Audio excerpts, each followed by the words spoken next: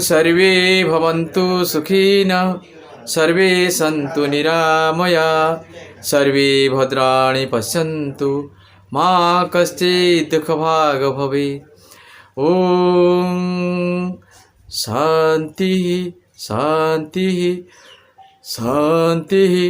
नमस्ते।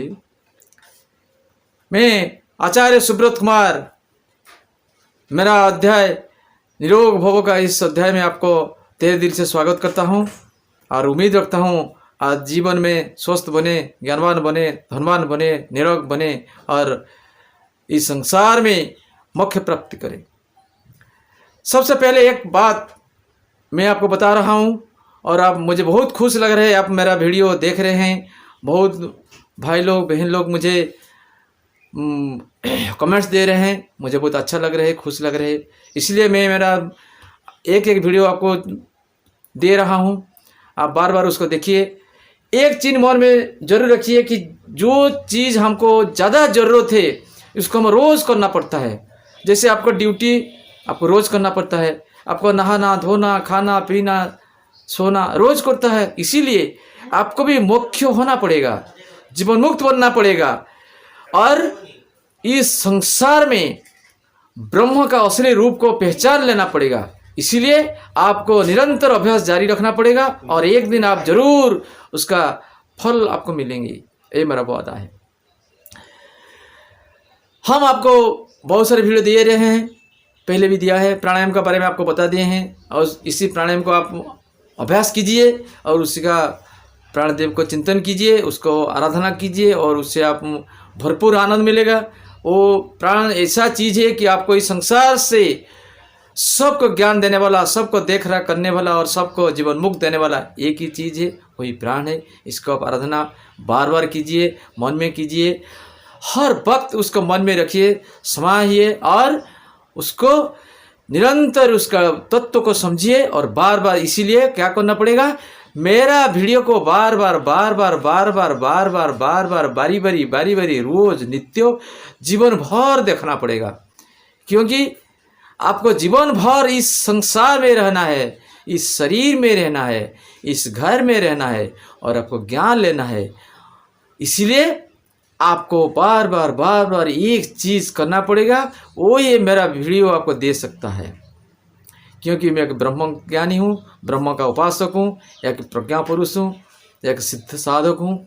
आपको जो दे रहे हैं आपको आराम से संत से उसको ग्रहण कीजिए, उससे भरपूर फायदा लीजिए।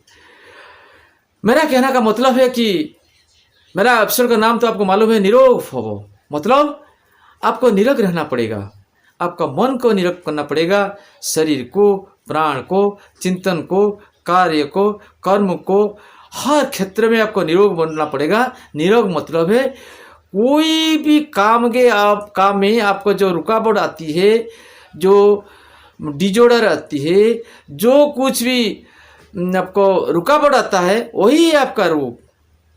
मान लीजिए चिंतन आप कर रहे हैं, अच्छा चिंतन करेंगे तो अच्छा फल मिलेगा, बुरा चिंतन करेंगे तो बुरा फल मिलेगा। इसलिए एक तो अच्छा गाना भी है, बुरा काम का बुरा नतीजा क्यों भाई चाचा, अरे हाँ भतीजा, फिल्म भी है, आपको पता है। तो बुरा काम का बुरा नतीजा, तो आपको अच्छा ही सोचेंगे तो आपका अच्छा फल मिलेगा, बुरा ही सोचेंगे तो बुरा फल मिलेगा। तो बुरा का मतलब क्या है, संसार में अच्छा चीज़ एक है, वो है ब्रह्म, वो है आत्मा।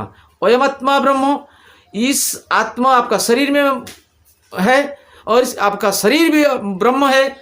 इसी को आपको समझना पड़ेगा, तत्व से समझना पड़ेगा, ज्ञान से समझना पड़ेगा और हर वक्त उसको पकड़ के रहना पड़ेगा कि मैं सत्य हूँ, ब्रह्म सत्य है, आत्मा सत्य है और मेरा शरीर में जब तक मेरा सांस चल रहा है, जब तक मेरा आत्मा विराजमान है, तब तक मैं सत्य हूँ, उसको समझना पड़ेगा। और तब आपको अच्छा काम कर सकते हैं, अच्छा भला बुराई सब कुछ आप समझ सकते हैं और जिंदगी में भरपूर फायदा आपको मिलेगा। तो आज हम आपको बता रहे हैं जड़ चेतन का बारे में। इस दुनिया में हर चीज को दो कोटि में विभक्त किया जाता है।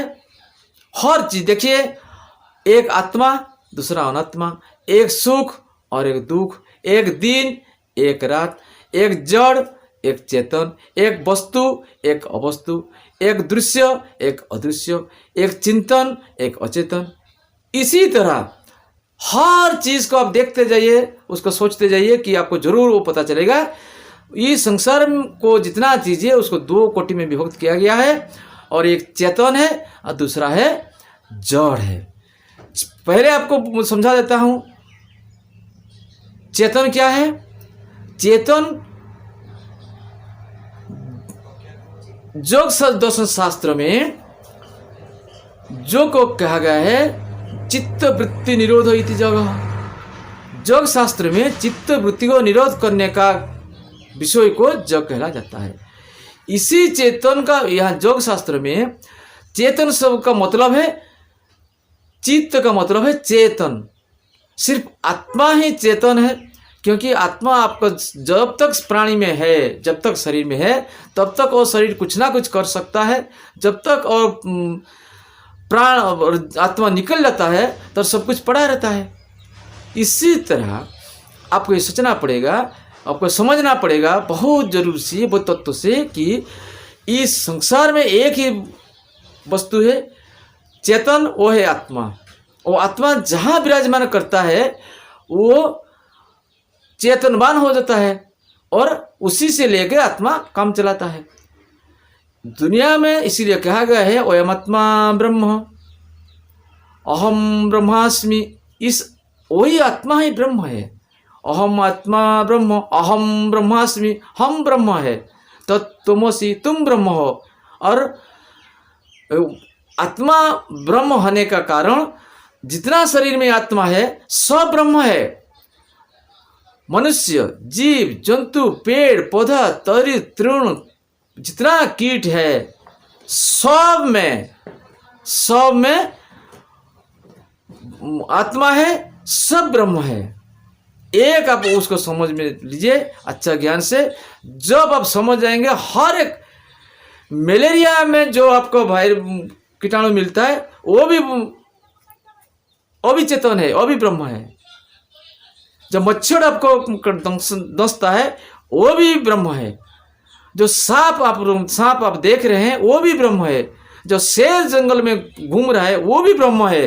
वही ब्रह्म का ज्ञान को आपको अच्छी तरह से समझना, उसको ऐसा करके पकड़िए, कस के पकड़िए, जैसे इस ज्ञान से आप कभी पीछे मत हटना। जैसे रेलगाड़ी पटरी में चलता है और पटरी से निकलना मतलब दुर्घटना, ठीक इसी तरह आप जब तक इसी ज्ञान को आप पकड़ेंगे कोई भी शंका, कोई भी दुख, कोई भी दुर्विपाक, कोई भी सोचना, कोई भी कष्ट आपको नहीं आएगा, कोई भी बंधन भी नहीं आएगा। वो आप जब समझ जाएंगे, इसीलिए आपको उसको समझना बहुत जरूरी है कि हर संसार में अब जो भी दृष्टि जब आपको हो रहा है वो जो चेतन है, जो जीव है और सब ब्रह्म है और वही जीव है, वही चेतन है। तो अब आया और एक बात फिर आपको बता देता हूँ। शरीर को आपको पता है शरीर पंच महाभूतों से बने हुए हैं, खीत अप तेज मरुत व्योम। वही पंच तत्व वो सब जड़ है, लेकिन आत्मा उनको जीवनदान देके, उसको ज्ञान देके उसी से काम ले रहे हैं, इसीलिए वो चेतन बन गया है। और जब आत्मा छोड़ के चल जाता है वो सब चीज का स्थूल रूप पड़ा रहता है और सूक्ष्म रूप चल जाता है, सूक्ष्म रूप सुख में मिल जाता है। आत्मा सूक्ष्म होने का कारण वो जो खीत तप तेज मरुत ब्रह्म वो भी सूक्ष्म तत्व से सूक्ष्म रूप धारण करके मिल जाते हैं। तो वो भी आपका जड़ है, लेकिन आत्मा होने का कारण वो चेतन है। जैसे बाइक आपका जड़ है, लेकिन आप जब आप बाइक में राइड करते हैं तब आपका बाइक चेतनवान हो जाता है, क्योंकि आपका कारण से, लेकिन बाइक चेतन नहीं है। ठीक इसी तरह आपका जो शरीर देख रहे हैं वो शरीर भी जड़ है। इस जो हाथ देख रहे हैं, इस हाथ का ताकत नहीं है कि किसी को पकड़ सकते हैं। कोई भी आप सुने हैं कि लाठी किसको मारा है? कोई भी आप सुने हैं एक तलवार दूसरा को काट दिया है? नहीं सुने हैं। क्यों? तलवार को कोई भी चलाएगा तब वो कुछ का काम कर सकता है। लाठी को कोई पकड़ेगा और डंडा किसी को पकड़ेगा और किसी से आघात देगा, तब वो बोलते हैं ओ घनश्याम बाबू उसको डंडा से मारा, लेकिन कोई नहीं बोला कि एक डंडा उसको मारा। ठीक इसी तरह आत्मा जब तक शरीर में है तब तक आप चेतनवान हैं और आत्मा आपको इशारा दे रहा है और आप कर रहे हैं। वही सबसे बड़ी बात है। आपका आत्मा वो बोले तुम खाना खाने का बेटा टाइम हो गया तुम खाओ, आप चलने बोले माँ मुझे खाना दे दो, और जब आत्मा बोलेगा खाने का मन नहीं है तो आपका पिताजी माताजी जो भी बोलेंगे आप बेटा खाना खा लो बेटा, नहीं मुझे भी भूख नहीं है, मुझे भी खाने का इच्छा नहीं है। तो जो भी काम हो रहा है सिर्फ आत्मा ही कर रहा है। इसी को समझना, इसके तत्व से समझना, बड़ी प्यार से समझना कि मेरे पास जब आत्मा है मुझे कोई विपत्ति दुख शोक मोह रोग कोई मेरा कुछ भी नहीं कर सकता है। वही ज्ञान सबसे बड़ा ज्ञान है। इसी ज्ञान देने के लिए हम इस संसार में जन्म हुए हैं, पैदा हुए हैं। 35 साल जग साधन करके हम जो तत्व हमको मिला है आपको हम दे रहे हैं, इसी से आपको भलाई होगा। तो अब आया जड़, आप चेतन के बारे में समझ गए होंगे। अब आया जड़ किसको कहते हैं? एक ब्रह्म को छोड़ देने से और शरीर में जो कुछ है सब जड़ है। सबसे बड़ी चीज है आपका जो आत्मा है उनका दो रूप है, एक गति रूप है एक शक्ति रूप है। गति रूप मन है, शक्ति रूप प्राण है। लेकिन प्राण आपका चेतन है और मन आपका जड़ है। प्राण कैसे चेतन है? प्राण आत्मा जो भी कुछ काम करता है वो आत्मा से आत्मा उसको करवाता है और प्राण को ऑर्डर बोलता है तुम करो। और आप देखिए, आप खाना खा के रात में सो जाते हैं और खाना पच जाता है। ठीक इसी तरह वो कौन किया? आपका प्राण शक्ति किया। उसको आप अदृश्य शक्ति भी बोल सकते हैं। तो उसका बाद वो जो कुछ शरीर में आप हर दुनिया में जो कुछ देख रहे हैं और सब जड़ है। आपका शरीर भी जड़ है, आपका मन भी जड़ है, आपका आँख भी जड़ है, आपका पेट भी जड़ है, आपका गुदा भी जड़ है, सब कुछ जड़ है। लेकिन आत्मा होने का कारण वो सब चेतन प्रतीत होता है और आप चेतनवान बन जाते हैं। और जो शुभ है, और सबसे एक बार जरूर समझिए, मन जड़ है। इसीलिए तो मन का अधीन में हर लोग बोलते हैं कि मन का अधीन में हम है, मन जो बोल रहे हैं हम वही कर रहे हैं। लेकिन मन का अधीन नहीं होना चाहिए। क्यों? मन आत्मा का अधीन है। आत्मा होने का कारण, आत्मा का हेतु मन शरीर में है। जब आत्मा चला जाएगा शरीर में मन थोड़ी ना रहेगा, मन भी चला जाएगा। क्यों? वो जोड़ है। वो चेतन होने का, चेतन के पास रह सकता है, जोड़ के पास तो नहीं रहेगा। कोई कहीं आप देखा है एक पत्थर किसी को मारा? नहीं है। तो आपको प्राण आपका चेतन है, मन जड़ है, आपका शरीर जड़ है, आपका जितना इंद्रिय है और भी सब जड़ है। आत्मा का शक्ति हेतु वो सब चेतनवान बन जाते हैं। और दूसरी बात है, मन जड़ होने का कारण वो जड़ को खींचता है, सामान को खींचता है, पानी को खींचता है, लोहा को खींचता है। तो इसी तरह हर एक चीज मन जड़ है। तो जड़ का चीज उसका सबसे प्यारी है, उसका रुपया प्यारी है, उसका संसार प्यारी है, उसको घर मकान प्यारी है, उसको गाड़ी प्यारी है, उसका नौकरी प्यारी है, और सब वो सब उसका बंधन का कारण है। मनोव मनुष्यानं कारण बंधमोक्षय।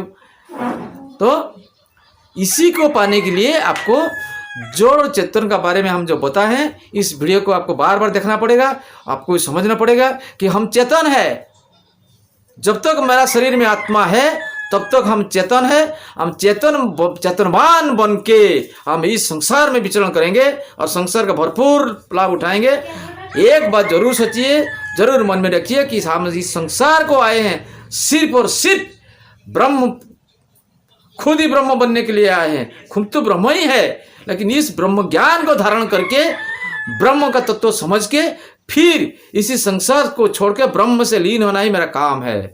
हम ब्रह्म से आए हैं, अब ब्रह्म को ही हमको लौटना है।